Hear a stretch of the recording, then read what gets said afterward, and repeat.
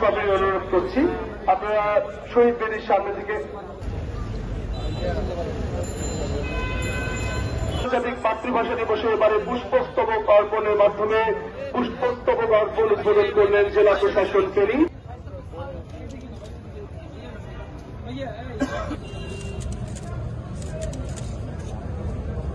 স্তবক অর্পণ করছে জেলা প্রশাসক ফেনী। প্রস্তুত থাকবে পুলিশ সুপার ফেনী। এবার পুষ্পস্তবক অর্পণ করছে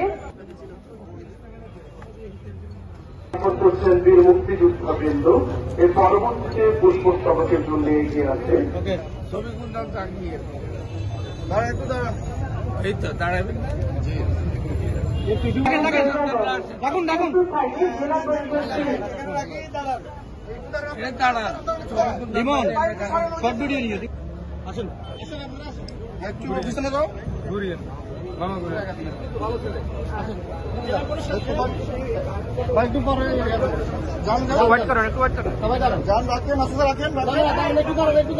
এবার পুষ্পস্তবক অর্পণ করবে জেলা পরিষদ ফেনী।